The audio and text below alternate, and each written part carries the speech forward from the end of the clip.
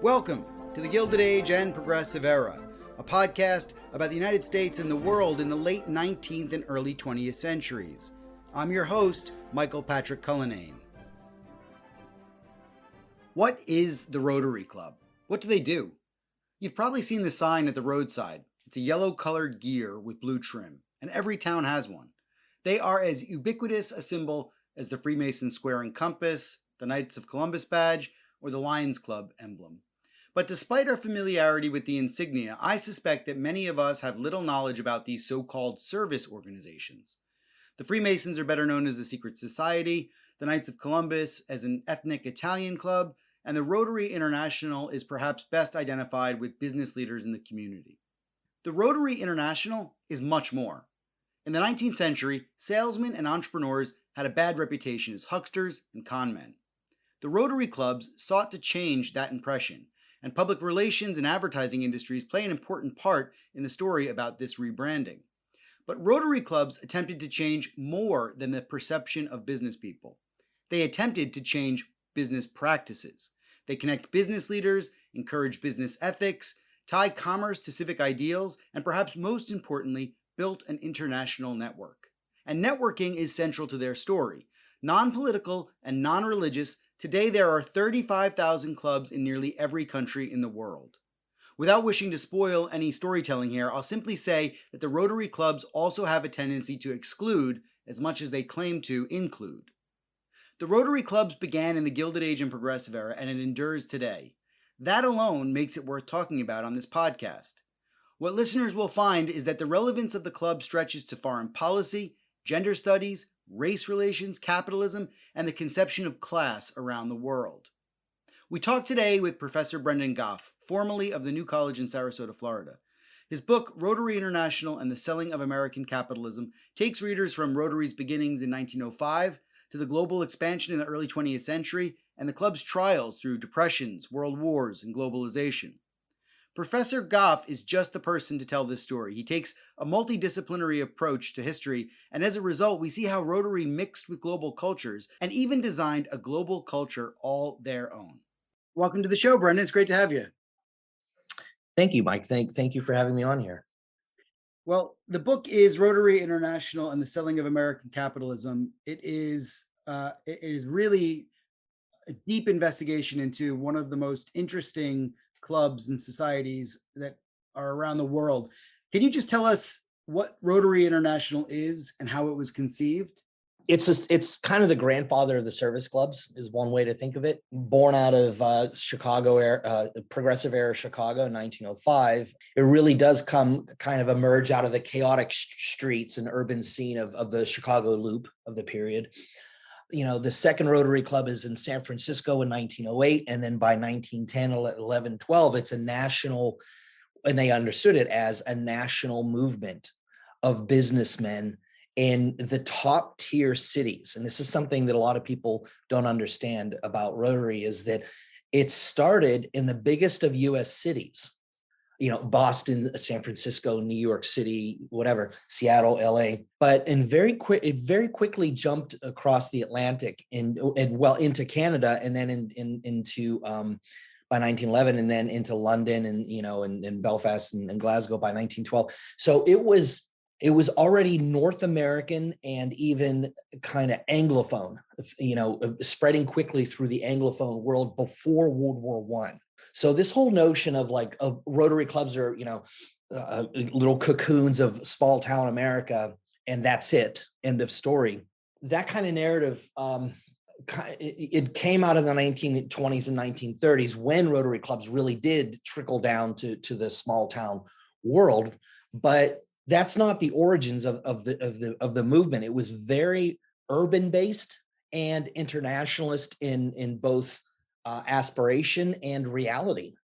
That's a great intro as to where these clubs develop. What were their objectives in the early days and their aspirations?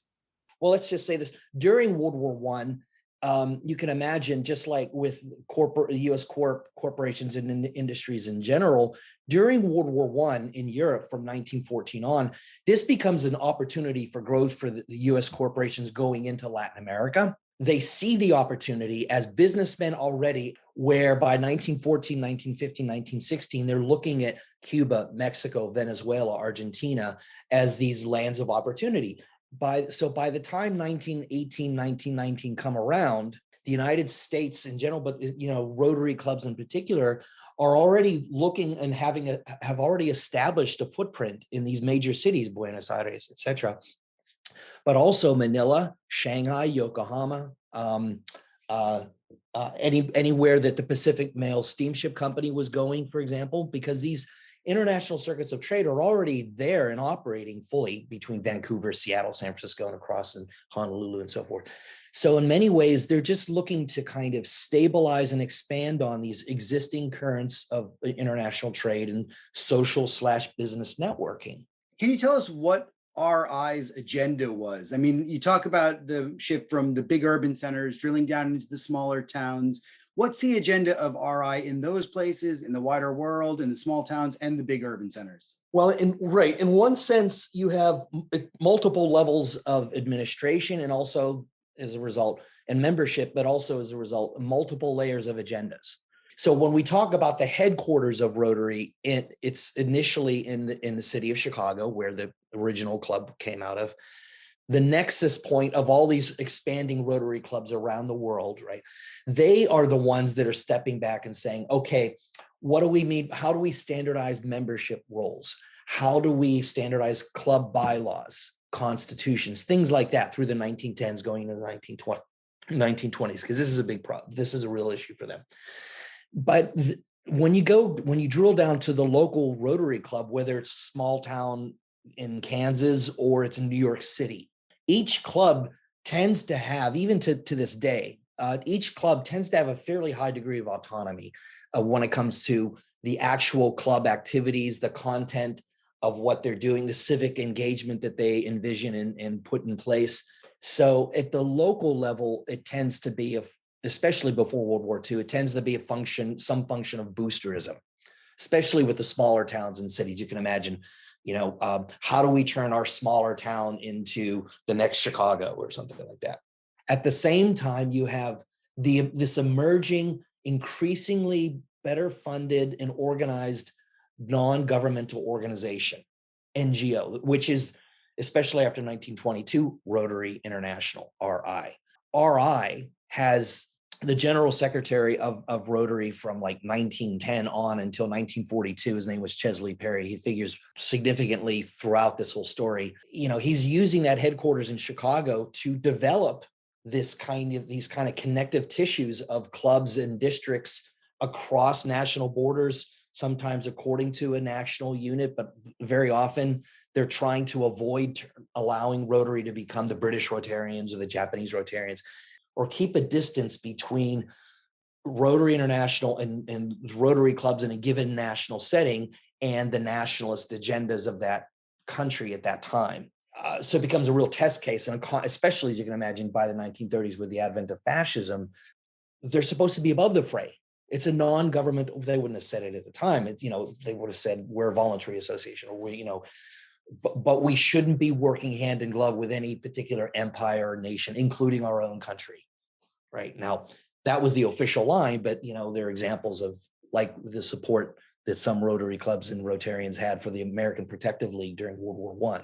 So it's always a give and take, moving and blurred border between the state, non-state worlds. So tell me a little bit about the leadership. You mentioned just briefly there Chesley Perry, who is the president of the Chicago and then later the International RI, right? And tell me a little bit more about the leadership of the RI, because it's obviously not just a one-man show. Yeah, well, the official founder is Paul P. Harris, because it was during this period that advertising and PR firms and PR public relations as a field was emerging, and they always want to have like, who's the founder, what's their story, their biography, and then that founder and their biography becomes the kind of microcosm for the organization. Who was H.J. Heinz, and what motivated him to start making ketchup, right? And then you put that in the forefront of the advertising, because it puts the face of a human being on a faceless corporation, right? So in some ways, Paul P. Harris served in that function. He really did push for the formation of the original Rotary Club in Chicago in 1905. And in many ways, his personal life trajectory in many ways did capture, or was a microcosm of, what turned out to be the world of Rotary a generation later, because he's traveling a lot in the 1880s, 1890s. But he grew up in a small town world in America. And so here he ends up in this, chaotic world of business in Chicago in 1903, 04, 05, et cetera. And he's like, we need some sort of grounding, some sort of hometown feel to this anonymous world that we're in, and so forth. But the real kind of executor of the will, so to speak, the person who really carried out the actual expansion of Rotary clubs around the world, especially after 1918, or especially after 1915, 16, but especially after 1919 with the end of the war, was Chesley Perry. And so Perry was in Cuba during the war with Spain, and in Cuba. And so he had experience in Cuba from that, but he had a background in working in the Chicago Library and so forth. He was the one who, on a daily basis, any kind of misinformation, misunderstanding, any kind of kerfuffles over what membership entails, what should the bylaws be, he's really the guy to go to. And so his communications between 1910 and 1942, when he stepped down as general secretary, were prodigious. Within that, you have the emphasis on local clubs. So you have a club president, club treasurer, club secretary, especially before World War II. That was the standard that you had to have. And then every year, the club presidency would switch over. These clubs need to be kind of proving grounds, or training grounds for leadership qualities at the local level. So I'm president of the club this year, and then you could be groomed to be the club president next year. So, and so on and so on, so that it would prevent any one club being taken over by one group of people. The only continuity generally was the club secretary. Sometimes you have a club secretary in there for decades. What you're seeing with these clubs and with this kind of organization was the drive towards stabilizing business identities, business communities, business practices, right? Because again, in that height of the Gilded Age, a big problem is that, charlatans moving from town to town and no one knowing the difference, et cetera. So you could see, if I'm a businessman and I'm going from one town to or one state to another, and someone doesn't know me, I come into a new town or city, I go to the big hotel downtown and I put a little R next to my name, or with a circle around it or something. And that would tell the hotel manager, oh, he's a Rotarian. So it's a social movement among businessmen.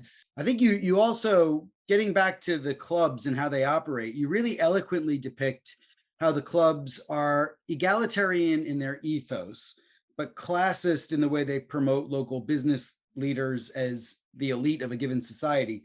How much do you think this hierarchy is a reflection of the overarching system of capitalism? Oh, it is. It definitely reflects it, right? But it's tricky because, kind of a key part of the alchemy of capitalism turns on the notion of hierarchy as meritocracy. So the inequalities that come out of the capitalist system are somehow natural, inevitable, and right.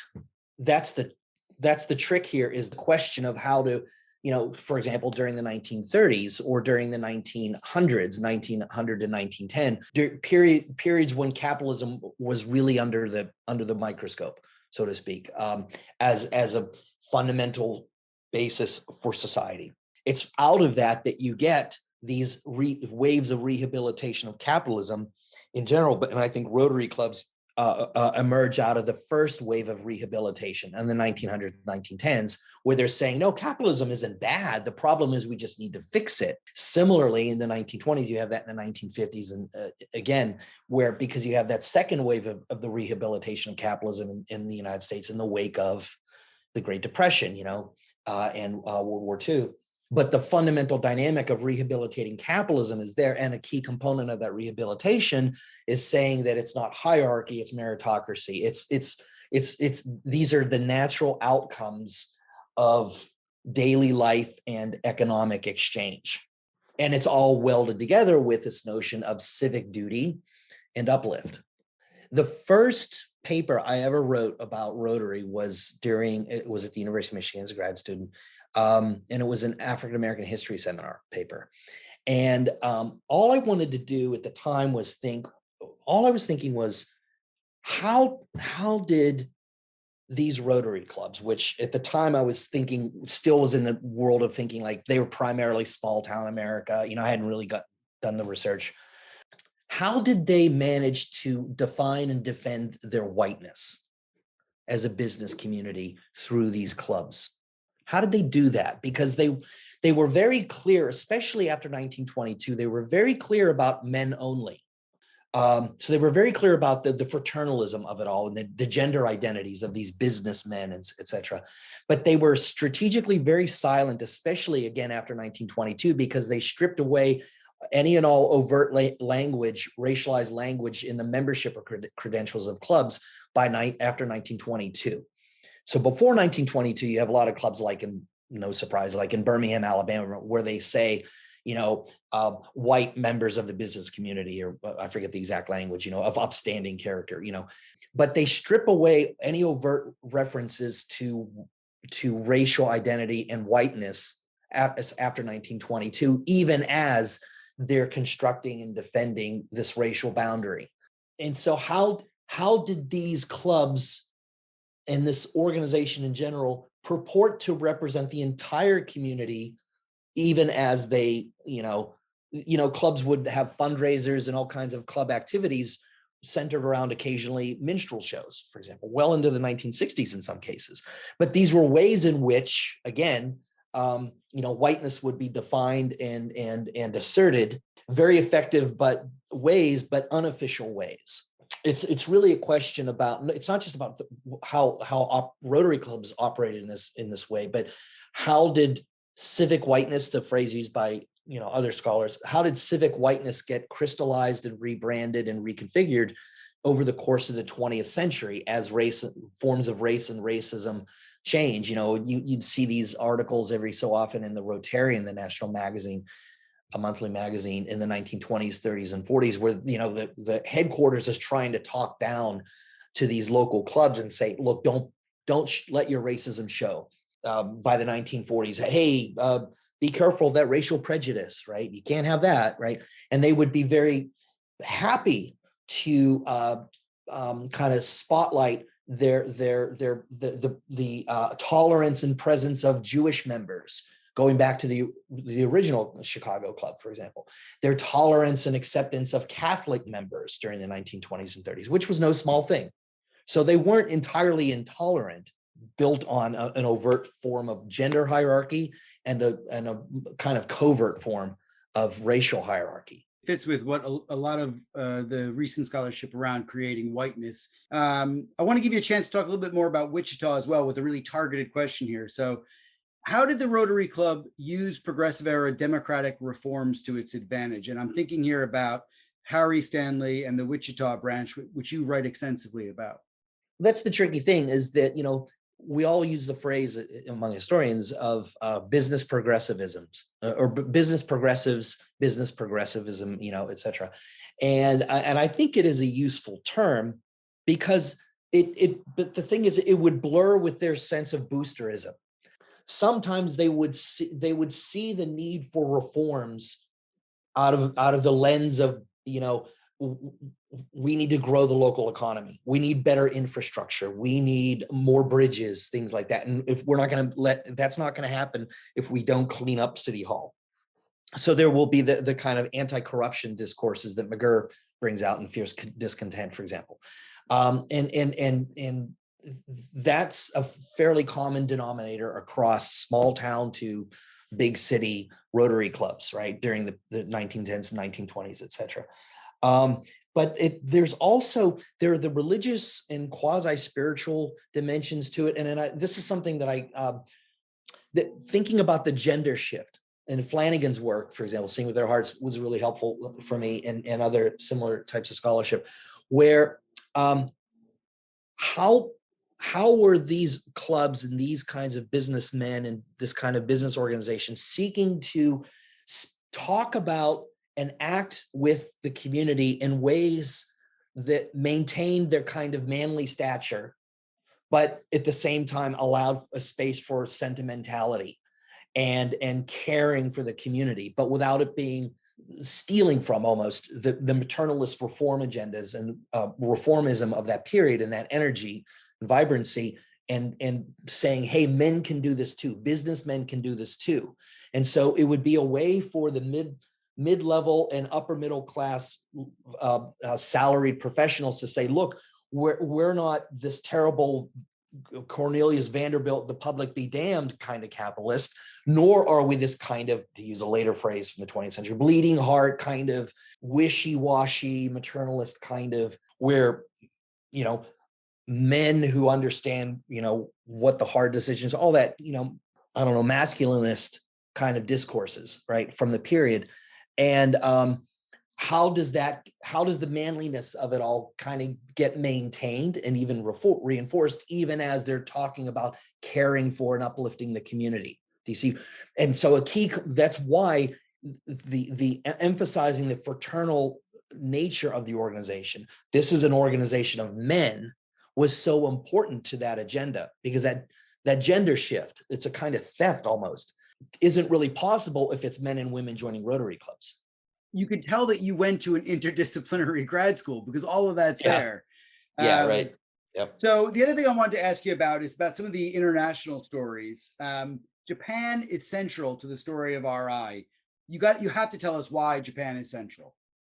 So the question really is, why did Japan become so central while Haiti and similar nations did not? And the way I sat on this for years thinking, what do I do with this? Tokyo and Port-au-Prince are pretty much being presented to the Foreign Extension Committee, renamed the International Service Committee a little bit later, in Rotary in 1920, 21, 22. And so the story of Tokyo turns out to be the flip side of the story of Port-au-Prince and Haiti. Why? Because with Japan, with Tokyo in particular, the first Rotary Club, and then with Japan in general as a growth center for Rotary, you have Rotarians from the upper echelons, the board of directors kind of level, chiming in and saying, we can't go into Japan. That's not a Christian nation, and because their understanding of business civilization is that it's basically an extension of Christianity. Whereas you have many of the much more experienced international businessmen and those who are experienced with diplomatic circles and so forth, stepping back and saying, Tokyo is ready for a Rotary Club. This is the right move. This is going to be a great opportunity for Rotary. And those are the arguments that won out. So that Tokyo, and by extension, Japan and the Japanese Empire, got the green light early on. And that became a crucial way for Rotary to say, look at our inclusive nature. And I call them the exotic peers of Rotary. Look at these modern businessmen who are clearly not white, but are wearing they wear the right attire. They speak modern business languages. They speak English. The Tokyo Rotary Club proudly had held their meetings in English.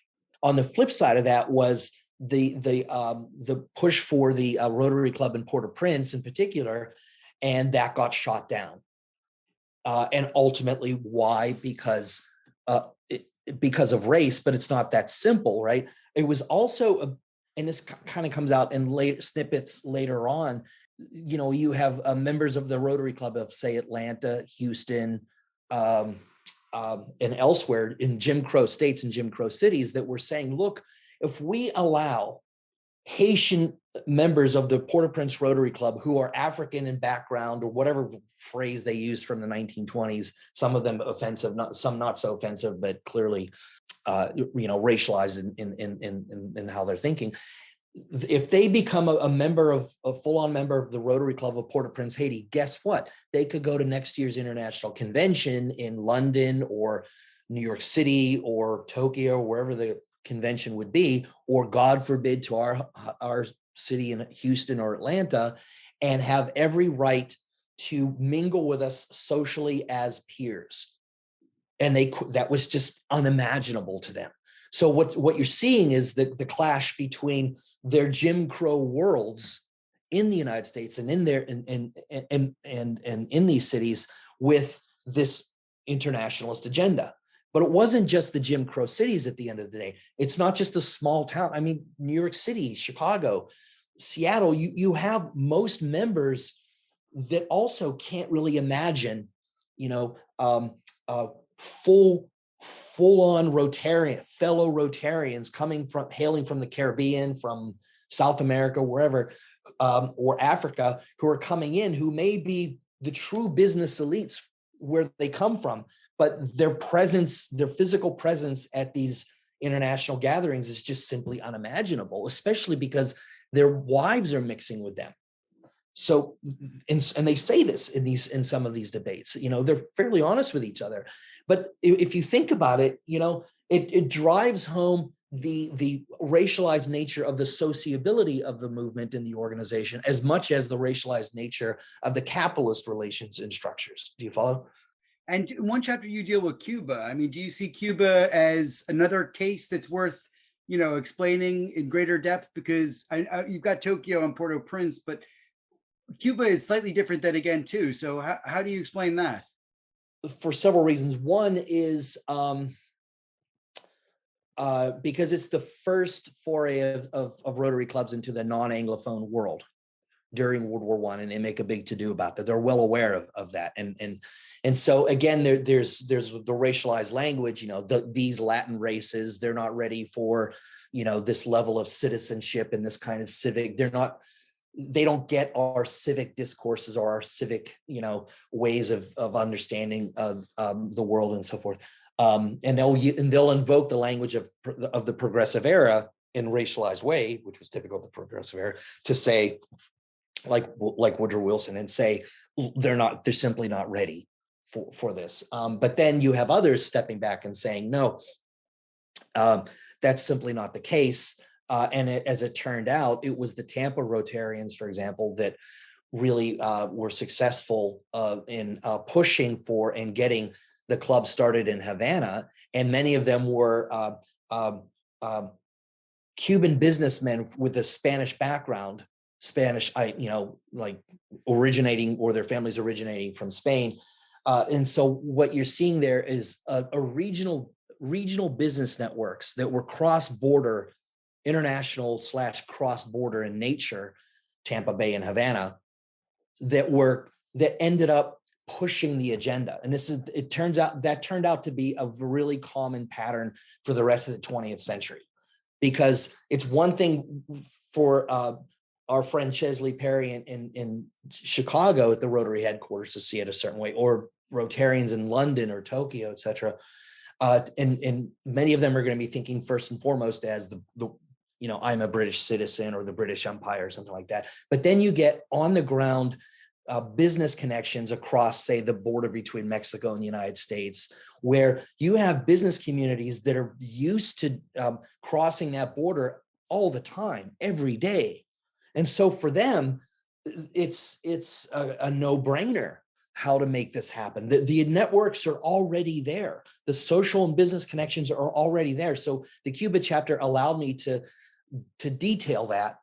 And then it's also, they're not just crossing the US-Cuban national or international borders, they're also crossing the Anglophone, Hispanophone worlds. And then as it turned out, moving into Cuba and Havana and then Cuba, it was similar to moving into Mexico City in Mexico, because now let's really move south, because it's the Western hemisphere becomes a field of opportunity from once the war breaks out in Europe.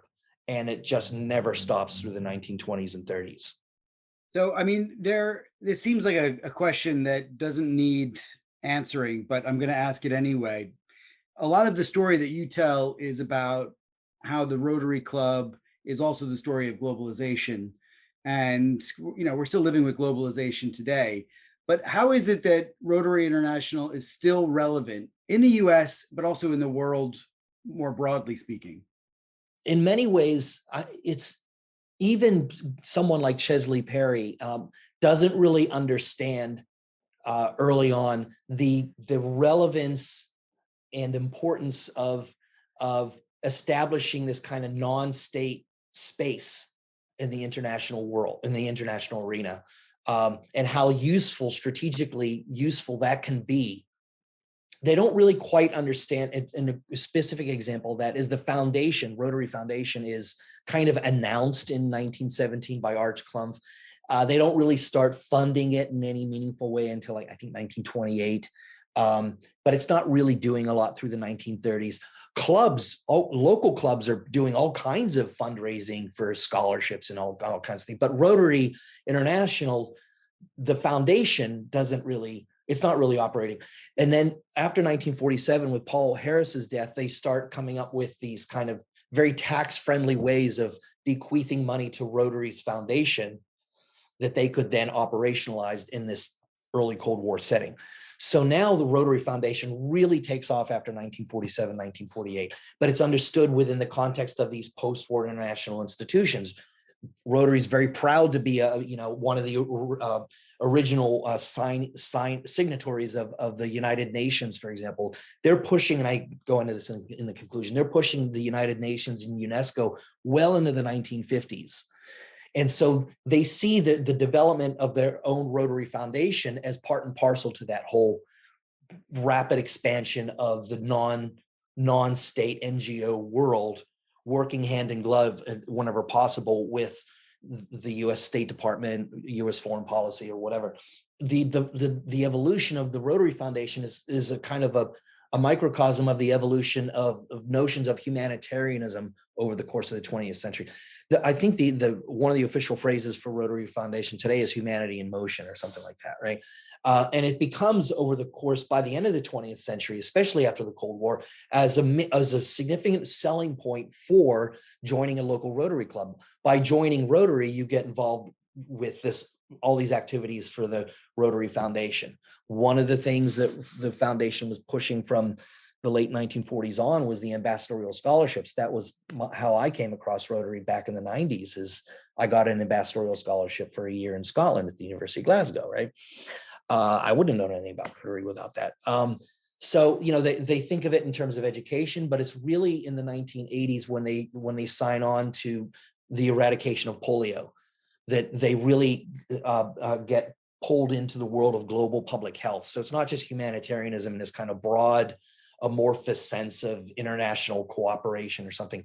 They want to, operationalize these international aspirations. Yeah, and that means, opening the doors to women as members. And so over the course of the 1990s on, you have more and more women as a percentage of membership, women in the leadership ranks. And then I think it's this coming year that Jennifer E. Jones is going to be the first woman as an international president for Rotary in its 115-year existence.